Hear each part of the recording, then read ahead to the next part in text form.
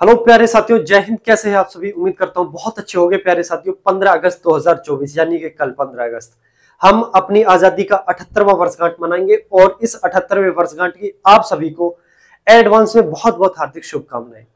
प्यारे साथियों, अंग्रेजों ने हम पर लगभग 200 वर्ष राज किया। पहले तो वो आए थे भारत में बिजनेस के माध्यम से, लेकिन यहाँ को देखते हुए, यहाँ के स्ट्रक्चर को देखते हुए जब उन्होंने देखा बहुत माल है, तो यहाँ केवल बिजनेस ही नहीं बल्कि लोगों पे भी शासन उन्होंने स्टार्ट कर दिया और इस लेवल का शासन स्टार्ट किया कि यहाँ इस देश को उन्होंने गुलाम बना लिया। लेकिन हमारे योद्धा, हमारे सल्तनत सेनानी, उनके इतने प्रयासों से, उनके बलिदानों से आज हम कह सकते हैं कि हम आजाद हैं। केवल आजादी ही हमारा मकसद नहीं है, इस आजादी का भरपूर उपयोग करना है हमारा मकसद है। और भरपूर उपयोग हमारा जो आजादी का होता है, हमारे युवा करते हैं, उसको यंग जनरेशन करती है। और वो कब करेगी? जब उनके पास रोजगार होगा, उनके पास नौकरी होगी। जब युवा आगे बढ़ेंगे तो हमारा देश आगे बढ़ेगा। और देश कब आगे बढ़ेगा? जब आप लोग आगे बढ़ोगे। हम उत्तर प्रदेश पुलिस री एग्जाम 2024 की मैं बात करूंगा, जिसका परीक्षा अभी कुछ ही समय के बाद में होनी है, यानी कि 23 अगस्त से आपकी परीक्षा स्टार्ट हो जाएगी। लगभग उसमें 9 से 10 दिन शेष रह गए हैं।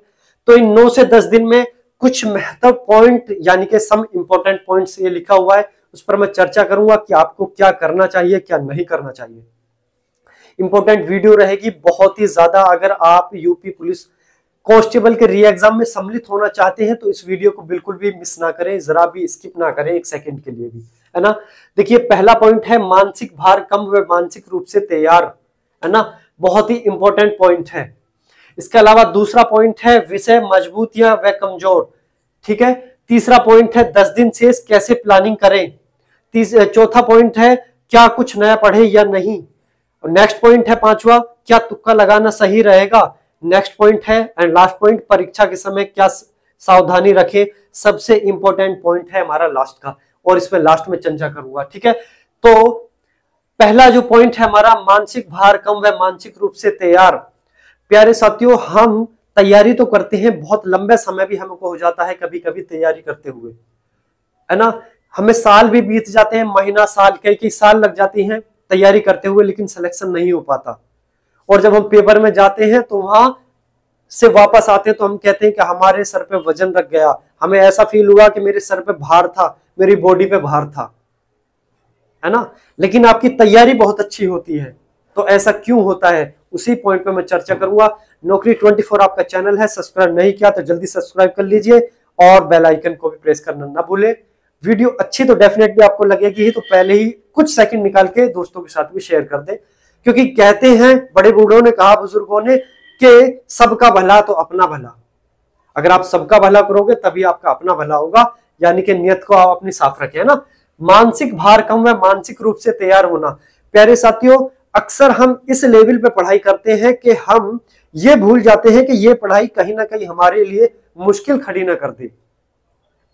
पढ़ते तो हैं हम कुछ अच्छे के लिए, लेकिन वो पढ़ाई हमें नुकसान साबित हो जाती है, नुकसानदायक साबित होती है। वो कब होती है? जब हम प्रेशर लेकर पढ़ाई करते हैं, जब माइंड पे इतना प्रेशर हो जाता है कि जब हम परीक्षा में बैठते हैं तो हमको ये पता नहीं चल रहा कि हम क्या कर रहे हैं। और सिर्फ एक ही चीज रह जाती है कि ऊपर जो परीक्षा हॉल होता है, या तो उसकी गाटरों पटियाओं को गिनना, या फिर उसको लेंटर को देखना किस तरह से इसको बनाया गया है ना। यही रह जाता है, या फिर हम सर पकड़ के बैठ जाते हैं कि अब क्या करें, कुछ समझ नहीं आ रहा। तो सबसे इंपॉर्टेंट पॉइंट है कि आपका अब समय कम बाकी रह गया है, तो इसमें जो आपका जो मानसिक भार है जिससे आप लड़ रहे हो, उस मानसिक भार को बिल्कुल खत्म कर दीजिए, तनाव को खत्म कर दीजिए। फ्रेश महसूस कीजिए अपने आप को। महसूस ही नहीं करना बल्कि फ्रेश महसूस कराना है खुद को कि हाँ, हम बिल्कुल फ्रेश हैं, हम पे किसी प्रकार का प्रेशर नहीं है, कोई मानसिक रूप से हमको दबाव नहीं है, माइंडली प्रेशर नहीं है। हालांकि मैं ये कह सकता हूं कि जब हमको बेरोजगारी का हमारे पास एक वो होता है ना, सर्टिफिकेट कि हम बेरोजगार हैं, तो मानसिक तो प्रेशर होता है, लेकिन ये मानसिक जो प्रेशर आपका होता है, ये परीक्षा में आपको नुकसान बहुत ज्यादा पहुंचाता है। तो अभी कुछ समय के लिए आपको मानसिक भार बिल्कुल कम कर देना है। मानसिक रूप से तैयार आपको रहना है कि हमारा परीक्षा है, हमारी परीक्षा है, इस डेट को हमको परीक्षा में सम्मिलित होना है, हर हाल में सम्मिलित होना है, और हर हाल में सम्मिलित होकर परीक्षा को उत्तीर्ण भी करना है। तो मानसिक रूप से आप बिल्कुल तैयार हो जाइए। अपने दिमाग में ये बैठा लीजिए कि हमारी जो पढ़ाई है जो हमने अब तक पढ़ा है वो सफिशिएंट है। पढ़ने के लिए प्यारे साथियों बहुत कुछ है, इतना कुछ है कि आप कभी भी नहीं पढ़ पाओगे, चाहे आप कितनी भी पढ़ लीजिए लाइफ में, नहीं पढ़ पाओगे इतना कुछ पढ़ने के लिए। लेकिन हमको सिर्फ और सिर्फ उतना पढ़ना है जो हमारा सिलेबस कंप्लीट हो जाए, जो जिस सर्कल में हमारा सिलेबस है उस सर्कल को हम पूरा कर लें। तो मानसिक रूप से तैयार हो जाइए कि हमने बहुत पढ़ लिया, अब हम सिर्फ और सिर्फ पेपर देना है, हमको परीक्षा में सम्मिलित होना है और उसमें उत्तीर्ण भी होना है। तो आपको मानसिक भार कम कर देना है और मानसिक रूप से बिल्कुल तैयार हो जाना है परीक्षा देने के लिए। कम समय आपके पास रह गया है ना। दूसरा पॉइंट है कि विषय मजबूत या कमजोर। अब आपको करना यह है कि जो हमारा सिलेबस होता है यूपी कांस्टेबल का, कि जीके है, मैथ है, रीजनिंग है और हिंदी है। अब आपको सब्जेक्ट वाइज ये चेक करना है कि आपका कौन सा सब्जेक्ट स्ट्रांग है और कौन सा वीक है। क्या आप मैथ में अच्छा स्कोर कर सकते हैं, मैथ आपका स्ट्रांग है? क्या आप जीके आपकी स्ट्रांग है? क्या आपकी रीजनिंग स्ट्रांग है या फिर आपकी हिंदी स्ट्रांग है? ये आपको देखना है। इन सब्जेक्टों में क्या आपका सब्जेक्ट वीक है, किस सब्जेक्ट में आप कमजोर है, वो सब्जेक्ट आप छांटिए, उसको निकालिए, आप सब्जेक्ट को उस पर टिक लगाइए कि हाँ ये सब्जेक्ट मेरा कमजोर है। क्योंकि जो सब्जेक्ट आपका कमजोर है परीक्षा में वही सब्जेक्ट आपको सबसे बाद में करना है साथियों। क्योंकि अगर कमजोर सब्जेक्ट को आप वीक, जिस सब्जेक्ट में आप वीक हो, अगर उसी को परीक्षा में सबसे पहले करने का आप प्रयास करोगे तो कब आपका समय कम हो जाएगा, कब समय खत्म हो जाएगा आपको भी पता नहीं चलेगा। और आप देखोगे कि जिस सब्जेक्ट में आप स्ट्रांग हो वही सब्जेक्ट आपका शेष रह गया और जो आपका जो टोटल समय था वो वीक सब्जेक्ट आपका ले गया। तो उसी सब्जेक्ट को आप छांटिए कि आप किस सब्जेक्ट में वीक है, उस सब्जेक्ट को आप परीक्षा में सबसे लास्ट में करोगे। वहां सबसे पहले आपको जो करना है वो करना है जिस सब्जेक्ट में आप स्ट्रांग हो, आप मजबूत हो, आप अच्छा स्कोर करते हो, वो सब्जेक्ट वहां करना है।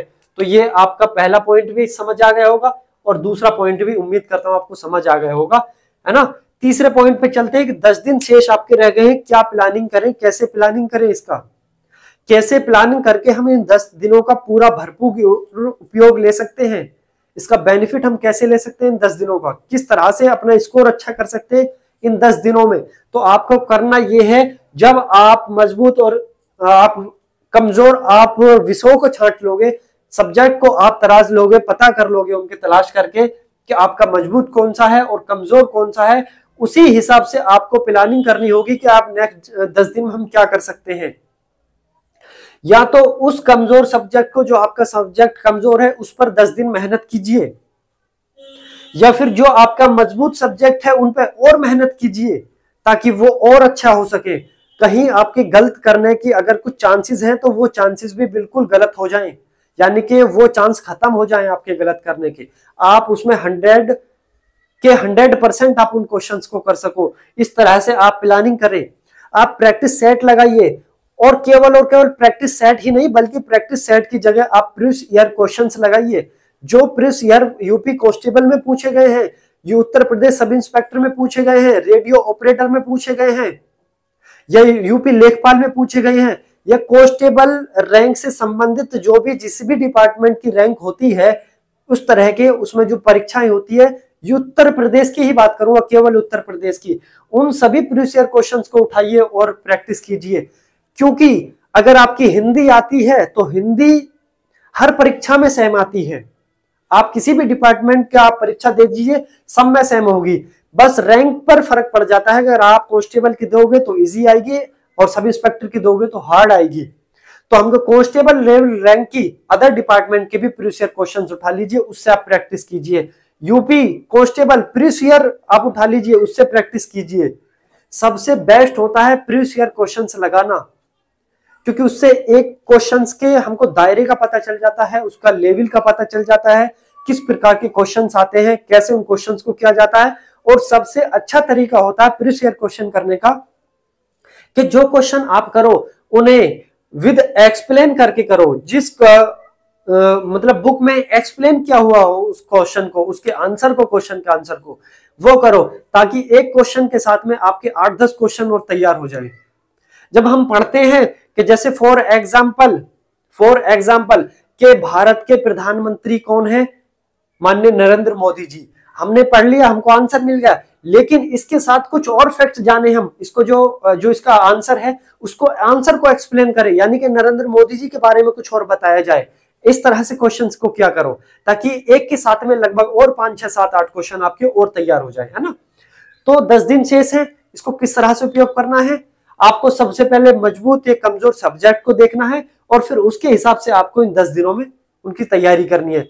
इसको भी ऐसे कर लीजिए जैसे आप सपोज करो 8 घंटे आप अभी पढ़ाई कर रहे हो, कितने घंटे आप कर रहे हो, 8 घंटे पढ़ाई, है ना। इस 8 घंटे को आप 2 पार्टों में भी डिवाइड कर सकते हो। कितने पार्टों में, 2 पार्टों में डिवाइड कर सकते हो। एक पार्ट में आप कमजोर सब्जेक्ट को करो, आप जो आपका कमजोर सब्जेक्ट है उसको तैयार करो। दूसरे पार्ट में आप ऐसा कर सकते हो जो आपके स्ट्रॉन्ग सब्जेक्ट है, कौन से, स्ट्रॉन्ग सब्जेक्ट प्लस इसके साथ में प्रैक्टिस, ठीक है, इसके साथ में प्रैक्टिस।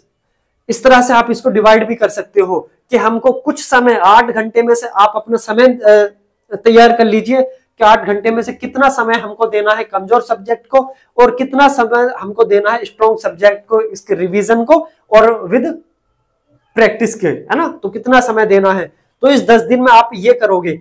और इसके अलावा क्या कुछ नया पढ़े या नहीं, प्यारे साथियों पढ़ने के लिए बहुत कुछ होता है, आप कितना भी पढ़ लो, कभी भी आप ये नहीं कह सकते कि हमने 100% किया है। परीक्षा में आपके केवल और केवल 10 दिन शेष है। अगर आपको ये लग रहा है कि हम उतना पढ़ चुके कि अब पिछला जो हमारा पढ़ा है उसको पढ़ने की जरूरत नहीं है, तो आप कुछ नया पढ़ सकते हो। और आपको लग रहा है कि हमारा तो अभी कुछ पढ़ाई नहीं है, तो आपको नया पढ़ने की जरूरत नहीं है, आप उसी को पढ़ो जो अब तक आप पढ़ते चले आ रहे हो। अगर आपका जो अभी तक पढ़ा हुआ है और वो कंप्लीट है, वो पढ़ा हुआ है, उसको आप नहीं भूले हो और उसको आप आंखों के यानी कि नजरों के सामने आते ही उसका आंसर निकाल के दे दोगे, तो आपका नया पढ़ने का फायदा है। और आपको अभी कुछ नहीं पता और आप सोच रहे हो कि जो हमने पढ़ लिया, एक बार पढ़ लिया, अब हम दोबारा उसका रिवीजन नहीं करेंगे और जो पढ़ लिया उसको भी भूल गए और नया पढ़ रहे हो, तो क्या मतलब उस पढ़ने का। यानी कि अगर हम ये कह सकते हैं कि जैसे आपने देखा है कोई कमरा है उसमें हम झाड़ू लगाते हैं ना, उस झाड़ू को इस तरह से लगाइए उस कमरे के अंदर कि किसी प्रकार का कोई कचरा बाकी ना रह जाए, है ना।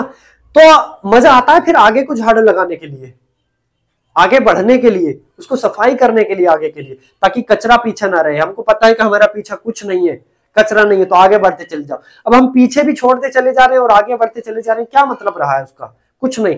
तो आप ये डिसाइड करें कि जो हमने पढ़ा है अभी तक वो हमारा कंप्लीट है, तब आप नया पढ़ें। और अगर आपका कंप्लीट नहीं है तो आप नया ना पढ़ें, उसी को पढ़ें दोबारा जो आप पढ़ रहे हो अभी, है ना। क्योंकि ऐसा ना हो कि आप नया पढ़ने के चक्कर में आपका पुराना भी खत्म हो जाए। बाकी आपके 10 दिन आपके पास हैं, आप नया भी पढ़ सकते हो, अभी आपके पास 10 दिन शेष है। तो प्यारे साथियों 5वां पॉइंट है आपका नंबर 5 पॉइंट कि क्या तुक्का लगाना सही रहेगा। प्यारे साथियों तुक्का लगाने की जरूरत हमें कब पड़ती है, जब हमें किसी प्रश्न के आंसर का एक्यूरेट हमको 100% ये नहीं पता चलता कि इसका आंसर क्या है और हम कंफ्यूज होते हैं, तो हमको तुक्का लगाने की जरूरत पड़ती है। हम हेल्प लेते हैं तुक्के की, चलिए तुक्का लगा देते हैं, सही है गलत है ना। लेकिन वो कब लगाते हैं, देखिए अगर आपको 4 विकल्प है और चारों में से किसी विकल्प का आपको ये पता नहीं है कि इसमें से एक कौन सा गलत है और चारों के चारों आपके लिए बिल्कुल नए हैं, तब आपका तुक्का लगाने का कोई मतलब नहीं होता। फिर तो आप ये समझ लीजिए कि आपने डाल दिया, अब वो चाहे सही हो या गलत हो। तुक्का लगाने का मतलब तब होता है जब सही हो, मतलब तब निकलता है जब ऐसा होता है कि 4 विकल्प हैं, 4 में से 2 विकल्प आपने निकाल दिए कि ये 100% नहीं है, तो 2 विकल्प आपके बच गए या 3 विकल्प बच गए, है ना। 3 विकल्प पे भी रिस्क बहुत ज्यादा हो जाता है, 2 विकल्प पे ही तुक्का सही बैठता है कि आपके पास 2 आपने ऑप्शन काट दिए बिल्कुल कि ये इस क्वेश्चन का आंसर नहीं हो सकते, कभी भी नहीं। 2 बचे, उन 2 में से तुक्का लगाना आपको सही है। और तुक्का कब, जब आपने वो प्रश्न कभी पढ़ा हो पहले। तुक्का तभी तो लगाओगे जब आपने वो प्रश्न पहले कभी पढ़ा है और उसका आंसर आपको याद नहीं है, लेकिन थोड़ा थोड़ा माइंड में है छपा हुआ कि हाँ कहीं ना कहीं शायद हो सकता है। अगर बात शायद किया जाए तो तुक्का लगाना सही है। और आपने कभी वो प्रश्न पढ़ा ही नहीं है, चारों विकल्प आपके लिए नए हैं और आप कहो तो मैं तुक्का लगा दूं, है ना। तो वो जमाना चले गए जब हम कहते थे कि हाँ तुक्का लगा दिए, क्योंकि अब परीक्षा में निगेटिव मार्किंग है तो तुक्का लगाना 100% पे सही नहीं है, 50% पे तुक्का लगाना सही रहेगा ना। 0.5 की निगेटिव मार्किंग है आपकी, यानी कि कब आसमान से जमीन पाके गिर जाओगे पता नहीं चलेगा। तो इसलिए तुक्का आपका लगाना तो सही रहेगा, लेकिन वो तब रहेगा जब आपने वो प्रश्न पढ़ा हो, उसका आंसर कहीं ना कहीं थोड़ा बहुत 1% भी अगर आपके माइंड में है तब आप तुक्का लगा सकते हो, और वो भी विकल्प काटने के बाद। या फिर 4 विकल्प में से आपको किसी पे संशय है, किसी पे डाउट है, कहीं आपको लग रहा है कि हाँ यार ये वाला हो सकता है, ये वाला हो सकता है, तब आप रिस्क लेकर उस पर लगा सकते हो। बाकी आपकी पूरी जो लाइफ है वो तो रिस्क पे है, क्योंकि आप कंपटीशन की लाइन में उतर गए। यहां तो रिस्क के अलावा है ही नहीं कुछ, ये तो बहुत बड़ा जुआ है मेरे साथियों, है ना। तो ये आप तुक्का लगाना सही तो है, लेकिन कब सही है, जब आप एक्यूरेट 100%, जब आपका मन कहे कि हाँ इस पर लगाएंगे। और तुक्का लगाने की कंडीशन है कि जब प्रश्न हम पढ़ते हैं और पहले ही बार में हमको लगता है कि यही आंसर है, अगर वहीं लगा दिया तो सही है, और वहां से अगर भटके आप तो आपका समय ही खराब होगा और आप ये डिसाइड नहीं कर पाओगे किस विकल्प पर तुक्का लगाना है, कौन सा विकल्प सही हमको करना है। क्योंकि हम कभी कभी, जब आपने देखा होगा, एक फॉर एग्जांपल गांव में जब हम गन्ने के खेत में जाते हैं, पहले एक देखते हैं, फिर आगे बढ़ते हैं, तो फिर दूसरा पसंद आता, फिर तीसरा पसंद आता, और ऐसे करते करते हम खेत पार कर जाते हैं, है ना। लेकिन हमको गन्ना पसंद नहीं आता। इसी तरह से तुक्के का हिसाब है, अगर आपको पहली नजर में कोई लग रहा है कि हाँ ये वाला विकल्प सही है तो वहीं लगा दो उसको। अगर आप ये कहोगे नहीं यार ये भी सही हो सकता है, नहीं यार ये भी सही हो सकता है, तो इसमें सिर्फ 2 नुकसान है बहुत बड़े, एक आपके समय का नुकसान और आपका प्रश्न गलत होने का नुकसान। तुक्का में तो सही भी हो सकता है, गलत भी हो सकता है, लेकिन मेन पॉइंट होता है समय का बचाना। समय का बचाव जब होगा जब आप पहली नजर में क्वेश्चन पढ़ के, उसके विकल्प पढ़ के, और आप कह दो कि नहीं यार ये वाला हो सकता है, तो उसी को लगा दो फिर, है ना। इसके अलावा अगला पॉइंट है जो सबसे इंपॉर्टेंट पॉइंट है, और वो हमारा छठा है, परीक्षा के समय क्या सावधानी रखें। पर्सनली एक्सपीरियंस आपके सामने में आज आपके साथ शेयर करूंगा। बहुत सारी परीक्षाओं में मेरी ड्यूटी लगी है, ड्यूटी मैंने दी है ना। तो उसी के हिसाब से मैं आपके साथ में ये अपना अनुभव, अपना एक्सपीरियंस में शेयर करूंगा कि हम अक्सर होता क्या है कि जैसे हमारा एग्जाम सेंटर बहुत दूर पड़ जाए तो हमको फिक्र रहती है कि यार बहुत दूर है, यानी कि जल्दी घर से निकलना चाहिए, है ना। जब हमारा पास सेंटर होता है तो हम कहते हैं अरे चल 5 मिनट 10 मिनट में पहुंच जाएंगे, ये रहा 1-2 किलोमीटर, तो चलते हैं। हमको परीक्षा सेंटर पे समय से पहले पहुंचना है। जो आपका एडमिट कार्ड में समय डला हुआ है ना, कोशिश करें कि उससे पहले आप परीक्षा सेंटर पे पहुंच जाए। कभी कभी ऐसा होता है कि जब आपकी सिटी नई हो और आपने अपना सेंटर नहीं देखा हो, अपने कॉलेज नहीं देखा हो, तो आप भटक जाते हो, आपका घूमना पड़ता है। तो आपका बचाव, समय का बचाव, आप परीक्षा में आप बैठने हैं तो इसका सीधा सीधा मतलब है आपको समय से पहले पहुंचना पड़ेगा परीक्षा सेंटर पे। अब उसके क्या क्या फायदे हैं, क्या नुकसान है, वो मैं आपको बताऊंगा समय से पहुंचने। देखिए मेरी ड्यूटी लगी थी एक कॉलेज पे, तो ऐसा हुआ था कि बहुत सारे बच्चे बाहर बैठे हुए थे और एंट्री ओपन थी, चालू थी, बच्चे जा रहे थे, है ना। अब वो बच्चे बहुत सारे बैठ के बाहर ये देख रहे थे कि 5, कभी ऐसा होता है ना कि एक बच्चा आ गया और वो इतना बड़ा मतलब इतना अनुभवी, इतना महाज्ञानी होता है कि वो औरों को भी बैठा लेता, अपने साथ सम्मिलित कर लेता है ना, यानी कि नेता टाइप का। अब उस बच्चे ने लगभग 8-10 बच्चे अपने साथ में और जोड़ लिए और वो गेट के बाहर बैठ गया। बैठ कर मतलब डिस्कस चल रहा होगा किसी बात पे, किसी न किसी बात पर। वो बार बार घड़ी देखे, मोबाइल देखे, करे हाँ अभी 5 मिनट बच रही है, अभी 2 मिनट बच रही है, अभी 4 मिनट बच रही है। लेकिन एक समय ऐसा हुआ कि वो कैमरा लगा हुआ था गेट पे। अब मैनेजमेंट इस चीज को देख भी रहा था कि एंट्री चालू है लेकिन बच्चे बैठे हुए हैं। उनको ये लगा कि शायद हो सकता है कि ये कोई बच्चे ऐसे हों जो एग्जाम देने आए हो, उनके साथ के हों, यानी कि उनके फैमिली मेंबर हो, फ्रेंड सर्कल हो। लेकिन उनको शक हुआ कि नहीं यार ये परीक्षा देने वाले बच्चे हैं, है ना। अब उनकी लापरवाही, जो कॉलेज मैनेजमेंट था वो उनकी लापरवाही देख रहा था कि एंट्री चालू है लेकिन बच्चे हंस रहे हैं, मजाक कर रहे हैं, मोबाइल चला रहे हैं, गप्पे लड़ा रहे हैं, लेकिन वो कॉलेज में एंट्री नहीं कर रहे। अब उन्होंने क्या करा, बिल्कुल समय जो फिक्स था, यानी कि अगर मैं कह दूं कि 8 बजे गेट बंद होना है तो 8 बजे ही उन्होंने गेट बंद किया। 7:59 पे वो आके खड़े हो गए गेट पर, और जब देखा घड़ी, मैनेजमेंट ने बोला 8 बज गए, गेट बंद कर दो। लेकिन बच्चे ये सोचते हैं कि चलो यार 1 मिनट है, 2 मिनट है। वो गेट बंद हो गया, जो बच्चे बाहर थे वो बाहर के बाहर ही रह गए, है ना, उनकी एंट्री नहीं हुई। कभी कभी ऐसा होता है कि हाँ 8 बजे गेट बंद है तो चल रहा है कि 8:15 तक भी चल रहा है, 8:30 तक भी, और ज्यादातर चलता है। लेकिन कहीं कहीं ये रिस्क आपको बहुत महंगा पड़ सकता है, तो इसलिए समय पर पहुंचे, समय पर अपनी एंट्री दे। अगर एंट्री चालू है तो आप बिल्कुल भी बाहर बैठने का रिस्क ना लें, है ना। तो बाहर से आप अंदर चले जाइए, पहला पॉइंट, बिल्कुल भी बाहर ना बैठे, रिस्क ना ले इस चीज का। दूसरा पॉइंट, जब हम समय से अंदर एंट्री ले लेते हैं तो वह बायोमेट्रिक होती है।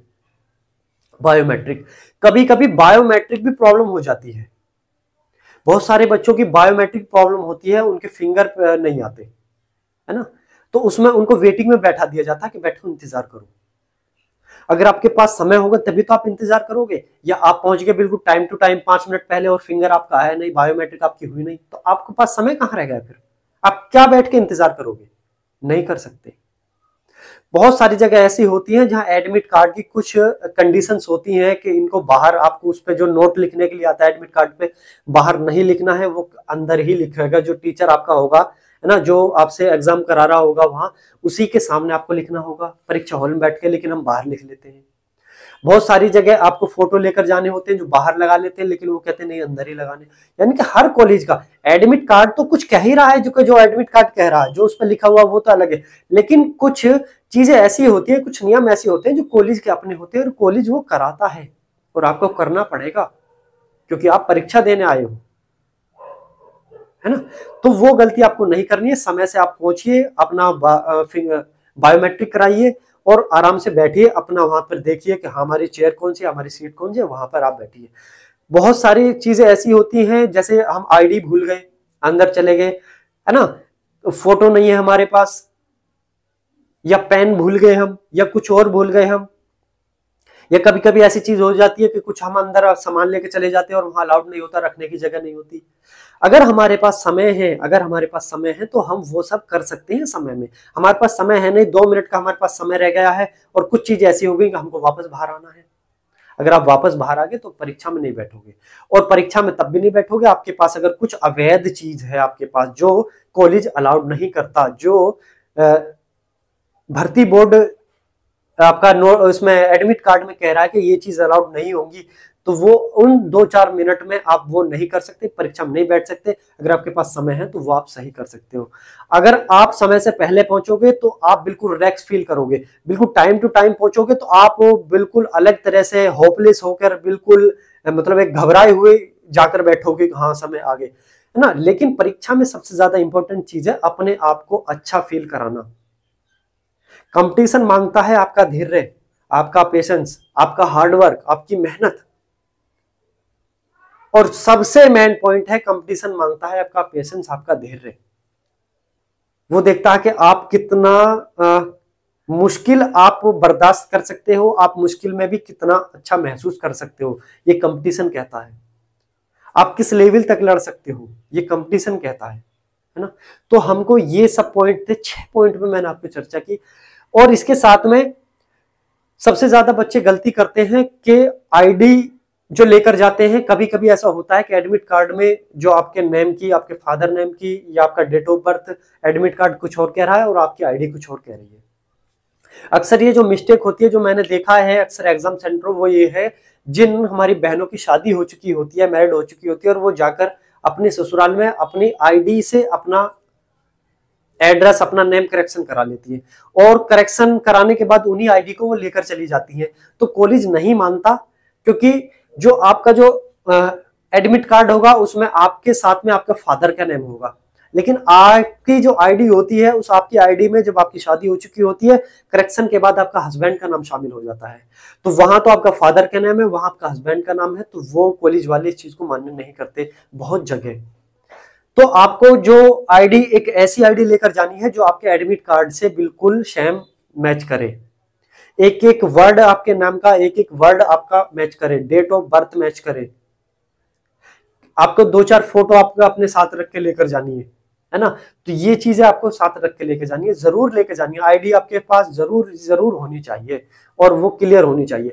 अगर आपके पास सारी आईडी ऐसी हैं जिसमें एडमिट कार्ड में नाम कुछ और है और आईडी में नाम कुछ और है, यानी कि करेक्शन करा चुके हो, तो सबसे बेस्ट है कि आप 10th क्लास की मार्कशीट लेकर जाइए या उसकी फोटो स्टेट लेकर जाइए, क्योंकि 10th क्लास की मार्कशीट से ही आपका फॉर्म डलता है। सबसे पहले जो आपके अगर किसी वैकेंसी में अगर 12th मांगे या ग्रेजुएशन मांगे या फिर 10th मांगे, मार्कशीट 10th की जरूर लगेगी। तो 10th की मार्कशीट में आपका एड्रेस भी होगा, मतलब सॉरी आपका नेम भी होगा, आपका डेट ऑफ बर्थ भी होगा, है ना, एड्रेस मायने नहीं रखता। ठीक है, तो ये सब इंपॉर्टेंट पॉइंट थे। उम्मीद करता हूं आपकी समझ भी आए होंगे, आपने अच्छे से समझा भी होगा और आप इन पॉइंट के माध्यम से भी चलोगे, क्योंकि हमको सिलेक्शन लेना है। कुछ अनुभव है, कुछ अपना एक्सपीरियंस है जो मैंने आपके साथ साझा किया। एक बार फिर से मैं आप सभी को 15 अगस्त की बहुत बहुत हार्दिक शुभकामनाएं देता हूं। ये 78वीं वर्षगांठ है, बहुत हर्ष के साथ, हर्ष उल्लास के साथ मनाइए और महसूस कीजिए, गर्व फील कीजिए, सीना चौड़ा करके महसूस कीजिए और उनको दुआएं दीजिए जिनकी वजह से आज आप कह सकते हो कि हम आजाद हैं। वो स्वतंत्रता सेनानी जिन्होंने बलिदान दिया आपको आजाद कराने के लिए, उनको याद करते रहिए, चाहे वो कोई भी हो, है ना। उनको याद करते रहिए, उनको दुआएं दीजिए कि हाँ आज हम महसूस ये कर रहे हैं कि हम आजाद हैं। हालांकि जो अंग्रेजी विचारधारा है, जो मानसिकता है, वो आज भी कहीं ना कहीं हमारे देश में जरूर है। तो धीरे धीरे करके उसको खत्म कीजिए और ये कहिए, गर्व से कहिए कि हम हिंदुस्तानी हैं, है ना। तो चलिए, बहुत बहुत शुभकामनाएं आपको 15 अगस्त की 78वीं वर्षगांठ की। और ये उत्तर प्रदेश पुलिस री एग्जाम वाले बच्चों के लिए था। 6 पॉइंट थे। पहला, मानसिक भार कम, है ना, तो ये 6 के 6 पॉइंट मैंने आपको बताए हैं। उम्मीद करता हूँ अच्छे भी लगे होंगे। तो चलिए, बेस्ट ऑफ लक, बहुत बहुत बहुत बहुत बेस्ट ऑफ लक आपके लिए। आप परीक्षा में बैठिए, सम्मिलित हुई, अच्छे से परीक्षा दीजिए और उसको उत्तीर्ण कीजिए। और फिर हम खड़े हैं आपके लिए माला लेकर पुलिस फैमिली में आपका स्वागत करने के लिए। ठीक है, चलिए, जय हिंद, जय भारत।